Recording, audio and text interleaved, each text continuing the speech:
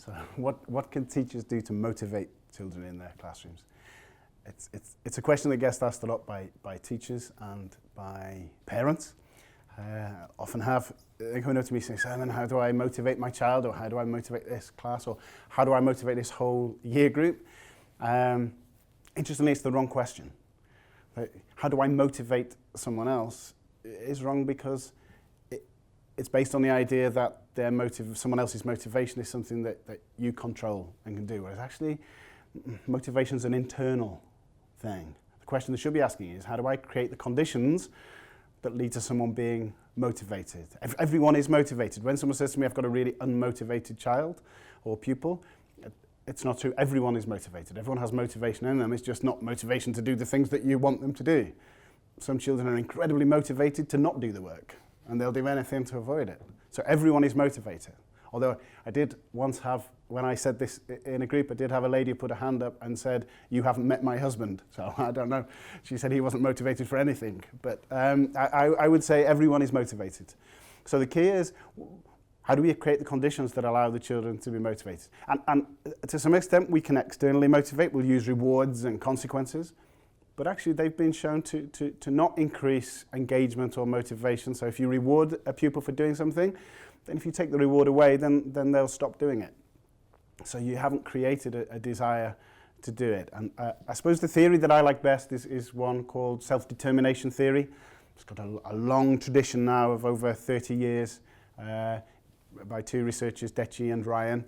And they're looking at what is it that leads to intrinsic motivation, a motivation to do something that comes from inside.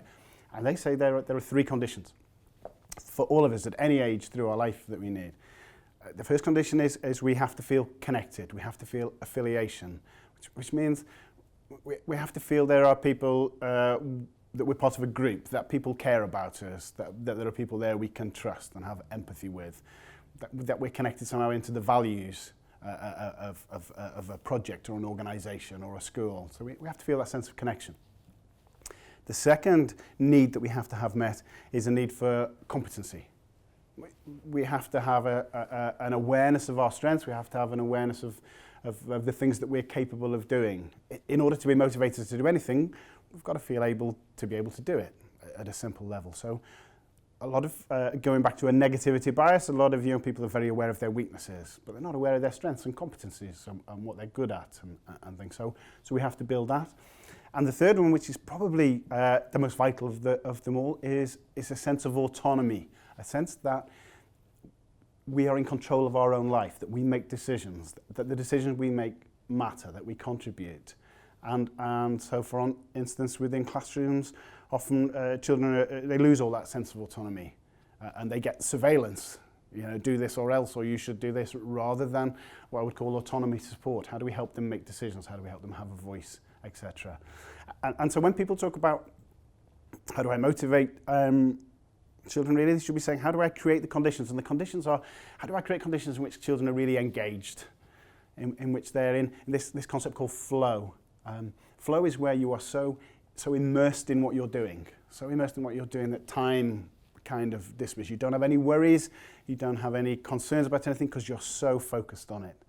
It came from working with artists who were so involved and completely immersed in the paintings they were doing that they actually forgot to eat and sleep. They were loving. So how do we create that in the classroom where often it's through project-based work, often it's through creative things, through art, through drama, through music, but it can equally be through maths and language and English. And I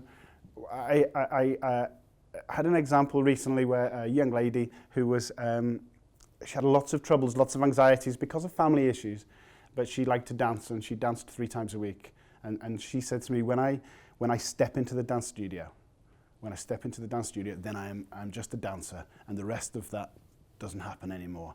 That's engagement and flow and motivation.